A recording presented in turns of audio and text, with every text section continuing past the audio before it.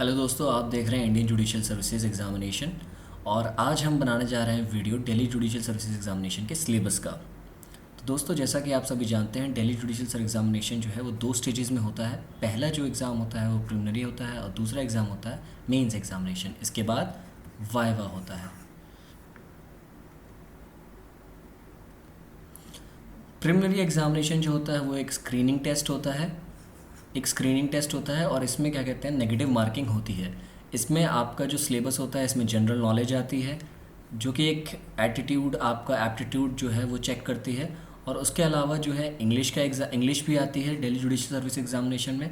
बाकी जो core law के जो सब्जेक्ट्स हैं वो हैं constitution of India, IPC, CrPC, CPC, Indian contract act, Indian partnership act, arbitration law, Indian evidence act, specific relief act और Indian limitation act.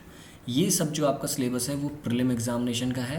Prelim examination में याद रखिएगा कि नेगेटिव मार्किंग होती है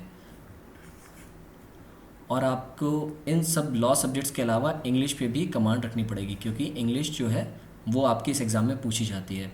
इसको क्लियर करने के लिए, इस सिलेबस को और अच्छे से समझने के लिए आप हमेशा एक काम ज़रूर करें कि आप प्रीवियस ईयर्स क्वेश्चन पेपर्स ज़रूर सॉल्व करें। जब आप किसी भी एग्ज़ाम का previous years question paper solve करते हैं तो आपको उससे रिलेटेड उस सिलेबस को समझने में आसानी होती है। प्रीलिम एग्जामिनेशन के बाद जो आता है वो आता है मेन एग्जामिनेशन। प्रीलिम्स एग्जामिनेशन एक बेसिकली एक स्क्रीन टेस्ट है। उस स्क्रीन टेस्ट में जो क्लियर कर लेते हैं वो मेंस एग्जामिनेशन देते हैं। मेंस एग्जामिनेशन में आपका पहला पेपर है एसे एंड जनरल नॉलेज, जो कि 150 मार्क्स का है। इस पेपर के अंदर आपका जो बेसिक जो है करंट अफेयर्स, उसकी नॉलेज टेस्ट करी जाती है। उसके अलावा आप इंग्लिश में कितने फ्लेयर हैं इसको चेक किया जाता है। इसमें आपके जो मार्क्स होते हैं वो इस हिसाब से दिए जाते हैं। Credit shall be given both for substance and expression, मतलब जो आपने जिस क्वालिटी में लिखा है उस क्वालिटी के साथ भी और जिस तरीके से आपने एक्सप्रेस किया है उसको भी।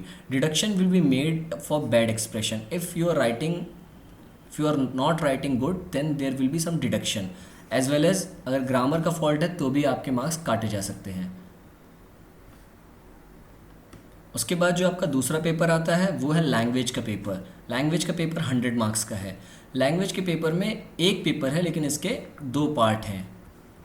पहले पार्ट में आपको एक पैसेज दिया जाएगा जिसको आपको इंग्लिश टू हिंदी ट्रांसलेट करना होगा, और दूसरे पार्ट में आपको पैसेज दिया जाएगा हिंदी में जिसको आपको इंग्लिश में ट्रांसलेट करना होगा। ये बेसिकली एक लैंग्वेज का पेपर है। इसमें 50-50 मार्क्स में दोनों पेपर डिवाइडेड हैं और हिंदी को आपको देवनागरी स्क्रिप्ट में लिखना होगा। आपकी हिंदी और इंग्लिश स्किल्स को चेक किया जाएगा। इसके बाद आता है आपका थर्ड पेपर जो कि है सिविल लॉ का। ये 200 मार्क्स का पेपर है। इसमें पूछे जाने वाले सब्जेक्ट्स हैं Indian contract act, Indian sales and goods act, Indian partnership act, specific relief act, Delhi rent control act, Hindu law, Muslim law and law of torts.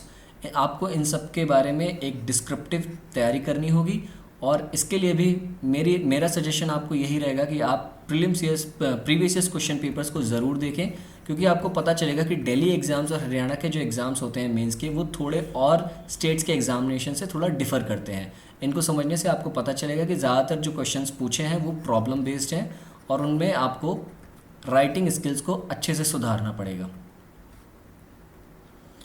Mains examination की कैटेगरी में इसके बाद आता है आपका फोर्थ पेपर जो कि है सिविल लॉ सेकंड। ये होगा 200 मार्क्स का। इसके अंदर आपको पूछा जाएगा CPC, evidence, law of limitation and law of registration. इसके बाद आपका क्रिमिनल लॉ होगा जो कि 200 मार्क्स का है। इसमें आएगा आईपीसी, सीआरपीसी और इंडियन एविडेंस एक्ट। याद रखिएगा कि आपका जो लैंग्वेज का पेपर है सिर्फ वही 100 मार्क्स का था, बाकी सारे के सारे 200 मार्क्स के थे। मेंस एग्ज़ाम में जो सेलेक्ट हो जाते हैं उनको बुलाया जाता है इंटरव्यू के लिए, या जिसे हम वाइवा वोक भी कह सकते हैं। ये होता है 100 मार्क्स का। इसमें एक चीज़ समझने वाली ये है कि आपके जो मेंस के मार्क्स रहेंगे उस प्लस जो आपके वाइवा में मार्क्स आएंगे वो दोनों जुड़े जाएंगे, उसके बाद मेरिट बनेगी। तो आपको अपने मेंस के मार्क्स पे ज़्यादा कॉन्सेंट्रेट करना होगा। मेंस के मार्क्स अगर आपके अच्छे हैं और वाइवा में अगर बाई चांस अगर आप थोड़ा कम भी स्कोर करते हैं और आपका मेंस अगर अच्छा है तो आप लीड ले सकते हैं, लेकिन वाइवा और मेंस दोनों की ही आपको अलग से और बेहतर तैयारी करनी चाहिए। तो ये था दिल्ली जुडिशियल सर्विसेज एग्जामिनेशन का सिलेबस जो कि आपको पढ़ना है अपने एग्ज़ाम्स के लिए। आपको ये वीडियो पसंद आया हो तो प्लीज़ सब्सक्राइब, शेयर और लाइक करें। Thank you very much.